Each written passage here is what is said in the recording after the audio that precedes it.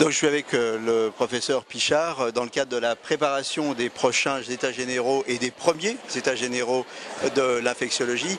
Alors pourquoi des états généraux de l'infectiologie? Parce que c'est le moment. C'est le moment, le contexte de la profession l'impose. Comme dans beaucoup de spécialités, on travaille dans des structures qui sont extrêmement changeantes, qui sont soumises à des réformes, à la nouvelle loi HPST, aussi à la gestion par les ARH. Et donc notre exercice se modifie comme celui des autres spécialités hospitalières. Mais surtout parce que en soi-même, l'infectiologie change. Les activités deviennent extrêmement transversales, multiples, comme par exemple la référence en antibiologie, la participation à l'hygiène publique, la participation au CLIN, la lutte contre l'abus d'utilisation d'antibiotiques. Et donc la profession a changé, il est grand temps d'en parler, de parler des infectiologues, des gens qui la pratiquent, du métier.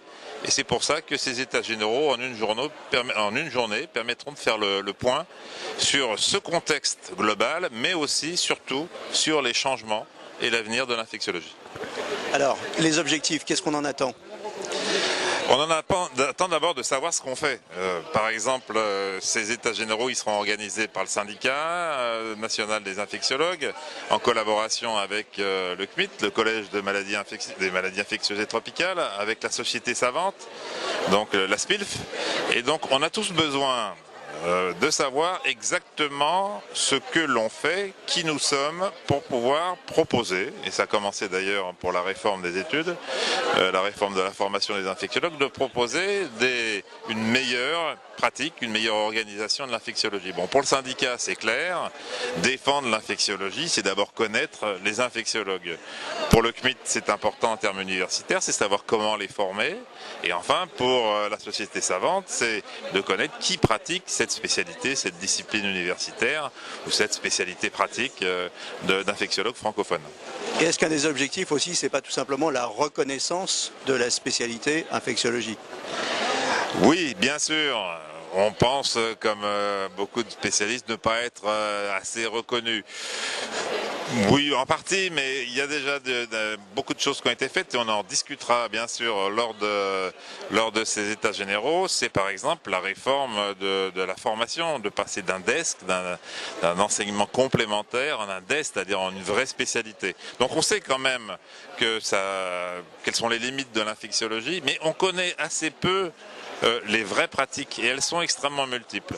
Et c'est ce qu'on va aborder lors de ces états généraux. Est-ce que c'est aussi une manière pour le syndicat de tester sa représentativité puisqu'il est nouveau, ce syndicat? Bien sûr, bien sûr, bien sûr. Alors c'est le syndicat, mais bien sûr le syndicat le fait avec les autres instances d'infectiologie.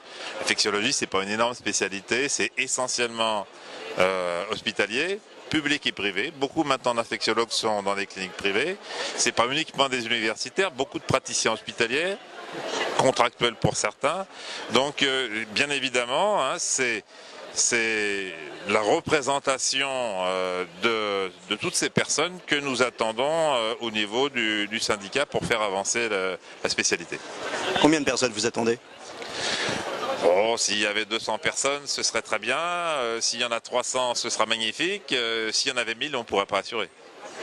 Bon bah écoutez, on va s'arranger pour assurer même s'il y en a 1000 et on donne rendez-vous à tout le monde donc le 14 janvier à Paris pour ces premiers états généraux de l'infectiologie.